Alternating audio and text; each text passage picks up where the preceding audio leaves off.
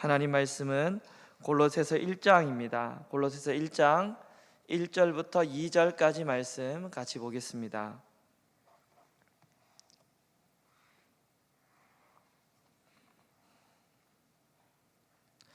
우리 1, 2절입니다. 우리 짧은데 같이 읽도록 하겠습니다. 하나님의 뜻으로 말미암아 예수 그리스도 사도된 바울과 형제 디모데는 골로새에 있는 성도들 곧 그리스도 안에서 신실한 형제들에게 편지하노니 우리 아버지 하나님으로부터 은혜와 평강이 너희에게 있을지어다. 아멘. 할렐루야. 여러분 행복하십시오. 성령 충만하십시오. 사도 바울이 감옥에서 기록한 편지를 옥중서신이라고 부릅니다. 4편이 있는데 에베소서, 빌립보서, 골로새서, 빌레몬서입니다. 그 중에서 오늘 우리는 이 골로새서에 대해서 함께 살펴보도록 하겠습니다. 오늘은 이 골로새서의 서론입니다. 골로새서의 이 배경과 기록 목적에 대해서 먼저 살펴보고 다음번 설교 때는 이제 본론으로 들어가도록 하겠습니다. 먼저는 이 골로새서가 기록될 당시에 이 배경에 대해서 먼저 살펴보겠습니다. 우리가 성경을 읽을 때 배경을 알고 읽는 것은 너무나 중요합니다. 이 배경에 따라서 성경의 의미가 너무나도 달라지기 때문입니다. 골로새라는 이 도시는 이 에베소에서 내륙적으로 약 한 160km 들어간 곳에 위치합니다. 라오디게아와 또 히에라폴리스와 함께 부르기아 지방의 미안데르 강의 상류에 위치합니다. 여러분들을 위해서 이 지도를 준비했습니다. 에베소가 보이지요? 네, 그리고 안쪽으로 좀 들어가면 중간쯤에 골로새가 있고, 그리고 위에 히에라폴리스가 있고, 그 다음에 중간에 라오디게아가 있습니다. 계속 띄워주시기를 바랍니다.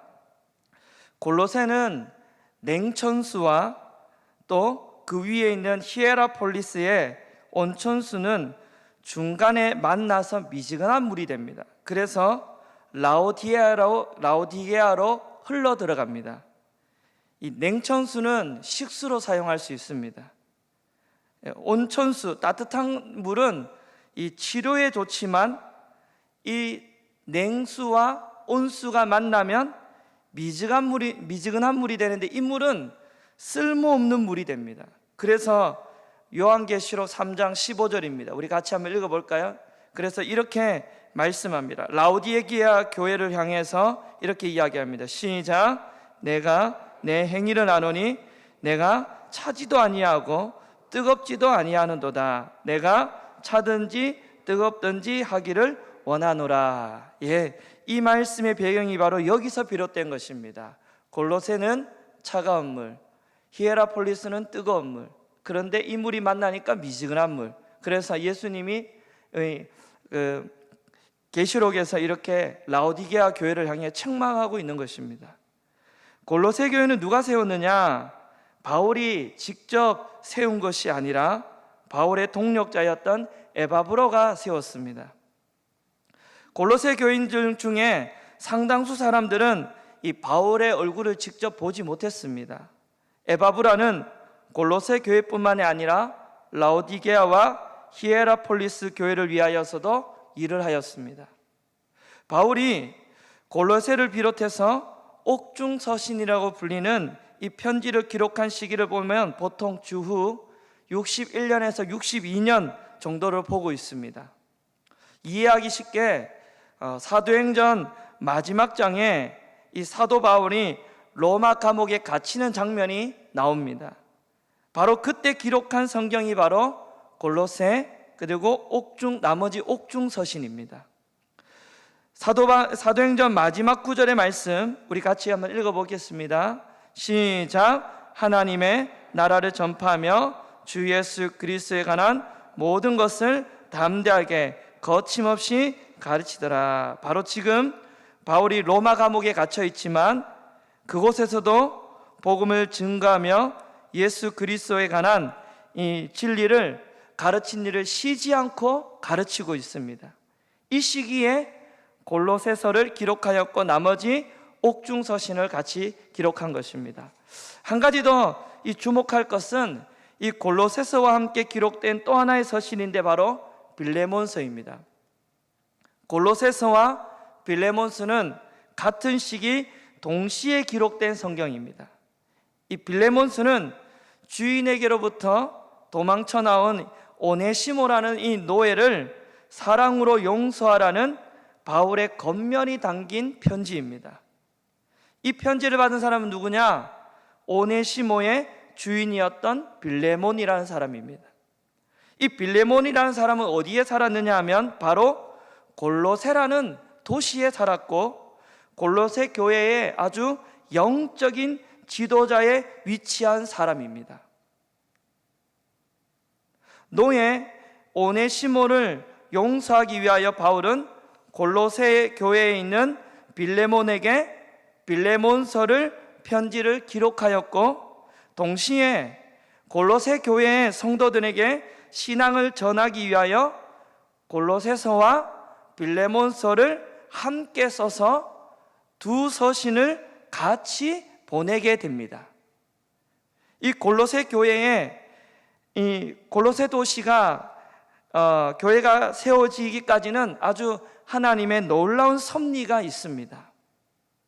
에바브라가 바울이 에베소에서 사역할 때 그때쯤에 개종한 것으로 추정합니다. 바울이 골로새 교회가 위치하고 있는 이 부르기아 지방에 여행한 적이 있습니다. 2차 전도 여행 당시에 성령이 아시아에서 복음을 전하지 못하게 하시고 드로아로 갈 때에 부르기아 지방으로 갑니다. 또한 3차 전도 여행 때는 갈라디아와 부르기아 지방을 거쳐 여러분 에베소에 이르게 됩니다. 그러나 바울이 그때 골로새의 이 북쪽 지방을 이렇게 다녔던 것 같습니다. 아까 지도에 보시면 그 골로새라는 그 지역 그 근처에 다녔던 것 같습니다. 바울이 골로새에서 직접 복음을 전하지는 않았습니다. 그냥 그 지역에 교회가 설립된 것은 바울의 이 3차 전도여행 이 선교 사역에 이 영향을 받아서 세워진 것입니다. 이 골로새는 변방이 아주 작은 도시입니다. 그래서 사람들이 필요한 물건을 구입하거나 무역이나 상업이나 이런 것을 하기 위해서는 주변에 아주 큰 도시였던 이 160km 떨어진 에베소로 여행을 하는 일이 종종 있었습니다. 사도 바울은 에베소의 이 에베소라는 이 도시에 오래 머물면서 복음을 증거했습니다. 우리 사도행전 19장입니다. 9절부터 10절인데요. 우리 자막이 준비되어 있습니다. 같이 읽어보겠습니다. 시작. 어떤 사람은 마음이 굳어 순종하지 않고 무리 앞에 이 도를 비방하기를 바울이 그들을 떠나 제자들을 따로 세우고 두란노 서원에서 날마다 뭐하자고요? 강론하니라. 그 다음 말씀, 2해 동안 이같이 하니 아시아에 사는 자는 유대인이나 헬라인이나 다 주의 말씀을 듣더라. 3차 전도 여행 때 어디에 있었다고요? 두란노 서원. 거기에 머물면서 사역할 때 그 지방의 여러 사람들, 유대인이나 헬라인이나 그 지역에 있는 사람들이 두란노 서원에 모여서 복음을 듣고 훈련을 받고 각자의 고향으로 돌아가서 복음을 전했다. 이때 여러분 이들 중에 골로새 교회와 라오디게아 교회를 세운 에바브라, 빌레몬, 아긴포가 여기에 같이 있었던 사람들입니다. 그래서 골로새 교회의 이 성도들은 바울로부터 직접 복음을 듣지는 않았지만 간접적으로 바울의 이 복음을 들었지만 이 에바브라와 빌레몬에 의해서 세워졌고 바울의 이 영향력 아래에서 교회가 건강하게 성장해 갔습니다. 바로 이것이 골로새 교회를 향한 하나님의 섭리였습니다. 두 번째로 살펴볼 부분은 골로새서를 기록한 목적과 이유입니다. 세월이 지난 후에 이제 바울이 에베소 도시에서 사역을 마치고 에베소 도시에 이 교회를 세우고 지도자 일꾼을 잘 세워놓고 이제 교회가 든든히 세워졌다고 여겨지자 다른 지역으로 전도여행을 떠납니다. 골로새 교회는 에바브라와 빌레몬의 헌신과 노력으로 어느 정도 자리를 잡아가고 있었습니다. 바울은 복음을 전하다가 유대인들에 의해서 이제 감옥에 갇히고 로마 감옥까지 갇히게 됩니다. 비록 로마 감옥에 갇혀 있지만 바울은 포기하지 않고 그곳에서 계속 복음을 증거합니다. 이렇게 어려운 가운데 복음을 증거하는 일을 담당했던 이 사도 바울을 돕기 위하여 골로새 교회의 영적인 지도자였던 에바브라가 로마 감옥에 찾아가게 됩니다. 그러면서 자연스럽게 에바브라를 통해서 골로새 교회의 여러 가지 소식을 정황을 듣게 됩니다. 에바브라에 의하면 교회가 믿음과 사랑과 이 소망이 가득하였고 교회가 아주 믿음으로 잘 성장하고 있는 부분도 있지만 교회 안에 그렇지 못한 부분도 있다라는 소식을 듣게 됩니다. 바로 교회 안에 거짓 교훈, 교리들이 침투하여 교회를 혼란스럽게 만들고 성도들을 미혹하는 일이 발생했다라는 겁니다. 여러분, 이 문제는 골로새 교회뿐만이 아니라 에베소, 빌립보서, 이 빌립보 교회 안에서도 일어났던 일입니다.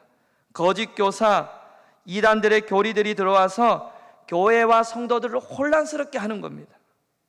몇몇 성도들은 성경적인 가르침에 순종하지 않고 방탕하다 그런 소식이 들려지고 교회 안에 갈등이 있다는 소식이 들려지자 바울이 그때 에베소서를 기록하고 빌립보서를 기록한 것입니다. 그뿐만이 아닙니다. 이 골로새서를 기록한 이유도 마찬가지입니다. 바울은 거짓 가르침, 잘못된 교리를 배척하고 바른 성경적인 진리를 가르치고 지도하기 위해 교회에 말씀으로 든든하게 설 수 있도록 골로새서를 기록하여 골로새 교회의 성도들을 향해 보냈습니다.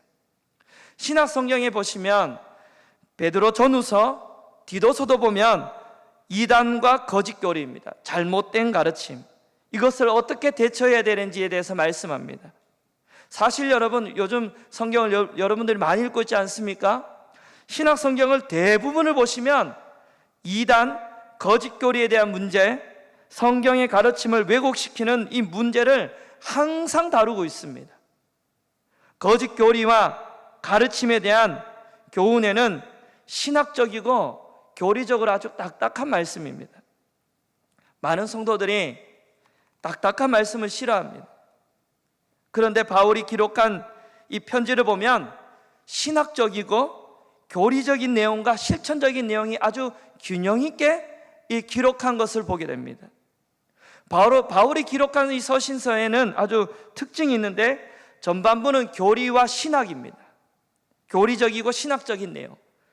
후반부는요, 교리와 신학을 기반으로 한 삶에 실천하는 부분이 담겨져 있습니다. 왜 바울이 교리와 신학적인 가르침을 중요시 여기고 있느냐 하면, 서신서를 왜 이렇게 균형 있게 기록해 놓았느냐 하면, 교회가 교리와 신학을 아주 등한시하면 이단의 잘못된 가르침에 넘어지기 쉽다라는 겁니다. 초대교회나 오늘날이나 모든 성도들이 이단과 거짓 가르침으로 혼란을 겪고 있습니다. 신천지나 여호와의 증인, 하나님의 교회 등에 얼마나 많이 혼란스러운 이 교회들을 소식을 듣게 되는 것을 보게 됩니다. 골로새 교회도 믿음, 사랑, 소망이 가득한 아주 건강한 교회였습니다. 이 건강한 교회 안에서도 이단의 가르침, 거짓 가르침이 이 문제가 있었습니다. 우리가 신학과 교리를 등한시하면 이단과 거짓 앞에 잘못하면 무너질 수 있다는 겁니다. 그래서 우리는 교리를 바로 알아야 되고 신학을 바로 알아야 됩니다. 하나님의 은혜가 얼마나, 그것을 바로 알 때 하나님의 은혜가 얼마나 위대하고 놀라운지를 제대로 체험할 수 있기 때문입니다. 골로새서를 기록한 목적은 이단과 잘못된 가르침을 배척하고 올바른 진리를 가르치기 위하여 기록하였습니다. 그렇다면 여러분, 골로새 이단들, 교회의 이단들이 주장했던 몇 가지 아주 중요한 사실들을 살펴보고 함께 나누고자 합니다. 첫 번째로 이 골로새 이단들은요, 그리스도를 잘못 이해했고 기독론적인 문제를 왜곡했습니다. 아마 거짓 교사들은 예수님을 하나님에 의해서 창조된 창조물로 보았던 것 같습니다. 바울은 이에 대해서 그리스도의 위격에 관련된 교리 문제를 바로잡기 위해 예수 그리스도의 신적 기원에 대해서 설명합니다. 우리 1장 15절부터 17절인데요, 우리 같이 한번 읽어보겠습니다. 예수 그리스도는 어떤 분이신지 바울이 이렇게 거짓 가르침에 대해서 반박하고 있습니다. 시작. 그는 보이지 아니하는 하나님의 형상이시요 모든 피조물보다 먼저 나신 이시니 만물이 그에게서 창조되되 하늘과 땅에서 보이는 것과 보이지 않는 것들과 혹은 왕권들이나 주권자들이나 통치자들이나 건세들이나 만물이 다 그로 말미암고 그를 위하여 창조되었고 또한 그가 만물보다 먼저 계시고 만물이 그 안에 함께 섰느니라. 아멘. 할렐루야. 예수님 어떤 분이라고요? 하나님이 창조한 창조물입니까? 아니에요. 예수 그리스도는 하나님의 형상이고 신성의 충만함을 소유하신 분입니다. 그는 모든 피조물보다 뭐라고요? 먼저 계신다. 만물은 그에 의해서 창조되었고 그리스도 안에 존재한다. 할렐루야. 바울은 그리스도의 신성과 만물에 대한 주권을 강조합니다.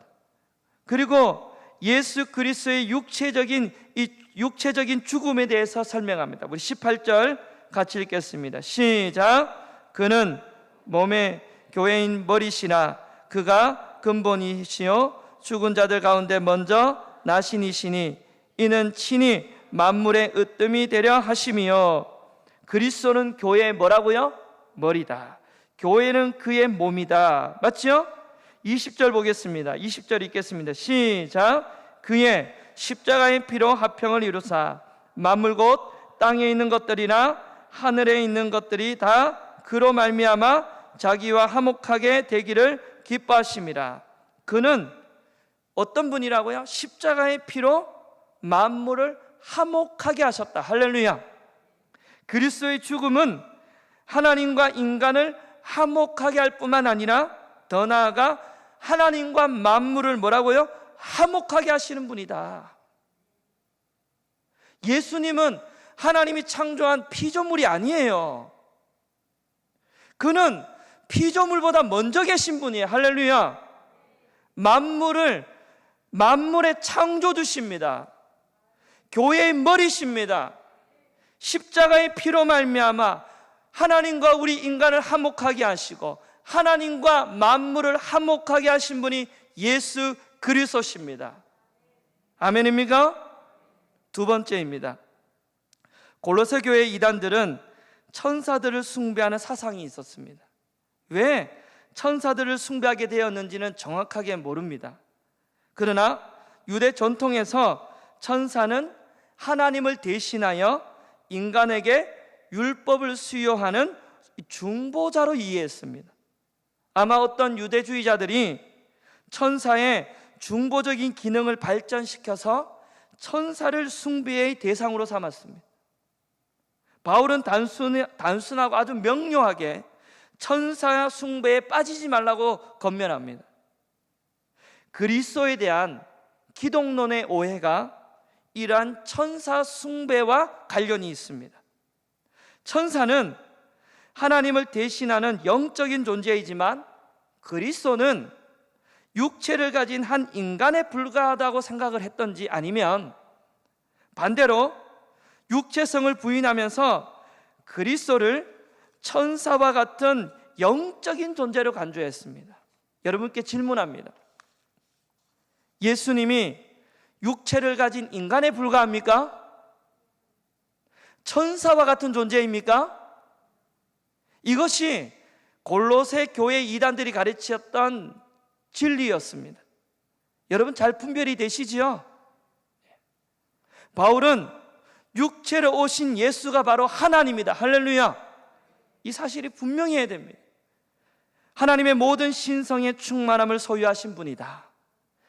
골로새 교회의 거짓 교사들은 그리스도의 자리에 천사를 올려놓고 천사를 숭배했습니다. 예수님과 천사가 어떻게 동급입니까? 말도 안 되는 소리죠. 천사들의 숭배하는 것은 교회의 머리 대신 예수 그리스도를 붙드는 것이 아니라고 지적을 합니다. 세 번째입니다. 골로새 교회의 이단들은 헬라 철학 사상에 근거하여 복음의 진리를 왜곡합니다. 바울은 철학과 헛된 속임수에 대해서 언급합니다. 이 철학이라는 단어는 신약의 이 골로새서에서만 기록하고 있습니다. 골로새 교인 중에 일부는 이 헬라 철학의 영향을 받았습니다. 그들은 헬라 철학적인 관점에 기독교의 복음을 왜곡했어요. 그러나 이 철학을 가리켜 바울은 속임수다. 헬라 철학의 속임수는 바로 그리스도의 육체성을 부인하는 영지주의 사상과 관련이 있습니다. 여러분 영지주의 들어보셨습니까? 영지주의 어렵지 않습니다. 영지주의는 뭐냐? 영과 정신은 선한데 육과 물질은 악하다. 극단적인 이원론을 주장하는 자들이에요. 이 주장으로 일어나는 문제가 무엇인지 하면 영과 정신은 선하고 육과 물질은 악하다고 주장하면 어떤 문제가 발생하느냐? 선한 그리스도의 영이 악한 인간의 육을 입었다는 사실이 받아들여지지 않는 거예요. 그래서 예수님의 육신은 그냥 그렇게 보일 뿐이지 실제로는 인간의 육신을 입고 오신 분이 아니야. 영은 선하고 육은 악하다는 영과 육을 분리하면 당시에 이 그리스도인들에게 엄청난 영향력을 주었고 그리스도인들이 많은 혼란을 가져왔습니다. 영과 육을 분리해버리는 거죠. 또 영지주의자들이 주장한 게 뭐냐면 이 구원론에 있어서 선택받은 자들에게만 주어지는 특별한 영적인 지식이 있다. 오늘날에도 이렇게 이단들이 이야기하죠. 우리 여기 와야 진짜 진리를 배운다 이야기하죠. 그러므로 선택된 자에게 주어지는 특별한 영적 지식을 알고 싶으면 우리에게 속해야 된다라는 겁니다. 얼마나 교회가 혼란스러웠을까요? 여러분, 예수님은 인성과 신성을 가지신 분입니다. 믿습니까? 이 사실이 분명히 믿어져야 됩니다. 그분은 육신을 입고 이 땅에 오셨습니다. 구원은 특별한 분에게만 주어지는 것이 아닙니다. 누구든지 주의 이름을 부르는 자는 구원을 받습니다. 아멘입니까? 누구에게나 구원은 열려 있습니다. 특별한 사람에게만 구원의 진리가, 구원의 신비가 주어지는 게 아닙니다. 바울은 이 철학을 가리켜 헛된 속임수다. 그것은 그리스도를 쫓는 것이 아니라 사람의 전통, 세상의 초등 학문을 쫓는 것이라고 비판합니다. 아마 거짓 교사들은 이런 사상에 근거하여 그리스도의 완전한 신성과 인성을 부인하며 잘못 가르치는 교리를 가르쳤습니다. 그리고는 바울은 금욕주의에 대해서도 비판합니다. 붙잡지 말고 맛보지 말고 만지지도 말라. 육체를 괴롭게 하는 것을 육체를 괴롭게 하는 것에 대한 언급은 금욕주의 사상을 가리키는 말입니다.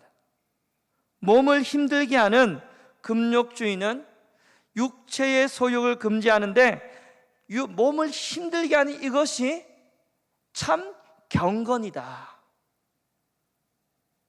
여러분, 참 경건이 몸을 힘들게 하는 겁니까? 육적인 소욕을 금지하는 게 참 경건입니까? 에베소서 1장 27절 읽어보겠습니다. 참 경건이 뭔지 같이 시작. 하나님 아버지 앞에서 성결하고 더러움이 없는 경건은, 읽어보십시오. 곧 고아와 가부를 그 환난 중에 돌보고 또 자기를 지켜 새 속에 물들지 아니하는 그것이니라. 할렐루야. 몸을 힘들게 하는 게 경건이 아니고요. 뭐라고요? 참 경건은 정결하고 더러움이 없고 고아와 가부를 돌보고 새 속에 물들지 않는 게 참 경건이에요. 몸을 힘들게 하는 게 아닙니다. 여러분, 세상의 초등 학문은 인간의 전통, 사상에 근거해서 복음을 왜곡시켜요. 자꾸 헛된 속임수에 넘어가지 말라는 거예요, 바울이. 그리고 네 번째입니다. 헬라 철학과 더불어서 유대적인 관점의 절기와 정결 관습, 할례 등과 같은 문제가 교회를 또 어지럽게 했어요. 바울은 할례의 문제를 영적인 관점으로 재해석해서 더 이상 할례나 절기, 월삭이나 안식이나 음식 같은 걸로써 형제들을 판단하지 말라고 그랬습니다. 유대적인 종교의식이나 금욕주의 행위는 하나님의 은혜를 받고 영적으로 성숙하는 것과 아무런 상관이 없다라는 겁니다. 바울은 골로새 교인들에게 거짓 가르침에 대해서 아주 정확하게 파악하고 그것을 배척하라고 이야기합니다. 그들의 가르침은 논리적이고 인상적이지만 인간의 전통과 세상의 원리에 근거한 것이지 그리스도의 복음이 아니라는 겁니다. 바울은 거짓 가르침, 속임수, 이것을 폭로하면서 다른 한편으로는 이제 참 복음에 대해서의 진리에 대해서 설명합니다. 하나님의 구원은 인간의 전통, 관습에 근거한 행위에서 나오는 것이 아닙니다. 구원은 예수 그리스도를 믿음으로 받는 줄 믿으시기 바랍니다. 여러분, 복음을 정확하게 알아야 됩니다. 그리스도는 보이지 않는 하나님의 형상입니다. 아무도 하나님을 본 사람이 없지만 하나님은 그 자신을 그리스도 안에 계시하셨습니다. 만물은 그리스도 안에 존재합니다. 만물의 본질과 기원이 그에게 있고 만물은 그리스도에 의해 존재합니다. 예수님은 육체로 오셔서 그의 피로 만물을 하나님과 화목해 하심으로 만물의 구원자가 되셨습니다. 그러므로 여러분, 우리를 어둠에 불러내어서 빛으로 인도하신 구원자는 예수 그리스도시에요. 예수 그리스도. 우리는 이 진리를 바로 알아야 됩니다. 이 진리를 바로 알 때 신앙이 건강해 자라가고 성숙해 가는 것입니다. 여러분, 예수 그리스도를 바로 알 때 우리의 신앙이 성장해 가는 것입니다. 말씀을 정리합니다. 골로새 교회가 세워진 것은 하나님의 섭리가 있었다고 했습니다. 바울을 본 적도 없고 만난 적도 없지만 에베소에서 전한 그 복음이 에바브라와 빌레몬이 그 복음을 들었고 그 복음을 믿었고 바울에게 훈련받고 양육받았습니다. 그리고 이 복음을 들고 골로새로 돌아와서 골로새 교회를 세웠습니다. 여러분, 인생에 우연은 없습니다. 하나님의 섭리만 있을 뿐입니다. 하나님은 골로새 교회와 그 지역, 이 지역을 복음으로 살리고자, 복음으로 바꾸고자 사람을 찾고 계셨는데 그때 에바브라와 빌레몬이 그냥 에베소에 여행 왔고 바울이 전한 복음을 듣게 되었습니다. 여러분, 이 모든 가정 가운데는 하나님의 섭리가 있는 줄 믿습니다. 하나님은 이 시대가 아무리 어둡고 암울해도 하나님은 늘 그 시대를 위하여 사람을 찾으십니다. 사람을 준비하십니다. 믿으십니까? 그리고 그 사람을 훈련시키십니다. 그 사람을 양육시키십니다. 요셉을 쓰기 위하여 그를 어릴 때부터 형들에게 팔려 종으로 팔려가고 감옥으로 들어가고 애굽의 총리가 될 때까지 하나님이 그를 찾아서 엄청난 훈련을 시키십니다. 다윗은 여러분 이스라엘 왕으로 쓰기 전까지, 왕으로 세움받기 전까지 얼마나 많은 훈련을 받았습니까? 굴로 광야로 다니면서 도망다니며. 그런데 여러분, 도망다니며 훈련받은 그때에 다윗이 가장 영적으로 뛰어났습니다. 할렐루야. 인생에 우연은 없습니다. 모든 것이 하나님의 계획이고 섭리인 줄 믿으시기 바랍니다. 저와 여러분이 만난 것도 하나님의 섭리일 것이고, 모든 것이 하나님의 섭리와 계획 아래서 우리가 살아가고 있다는 사실을 믿으시기 바랍니다. 우리는 그래서 이런 기도를 했으면 합니다. 하나님, 이 시대에 하나님의 섭리 가운데 하나님께 사용받는 사람 되게 해주십시오. 하나님이 찾는 사람이 바로 제가 되게 해주십시오. 이 시대에 복음으로 바꿀 사람이 바로 제가 되게 해주십시오. 하나님, 이런 기도를 할 때 하나님이 얼마나 기뻐하시겠습니까? 하나님의 이 섭리 안에서 복음을 위하여 살아갔던 에바브라와 빌레몬처럼 우리도 그러한 사람이 되기를 주님의 이름으로 축복합니다. 그리고 여러분, 이 땅의 교회는 완전할 수 없습니다. 골로새 교회는 건강한 교회였어요. 믿음, 사랑, 소망이 충만한 교회였습니다. 그러나 이 땅의 교회는 이단과 거짓 가르침의 공격이 늘 있습니다. 여러분, 제가 지금부터 질문할 테니까요, 여러분 마음으로 한번 답변해 보십시오. 예수님은 하나님에 의해 창조된 피조물에 불과합니까? 예수님이 천사와 같은 영적인 존재에 불과합니까?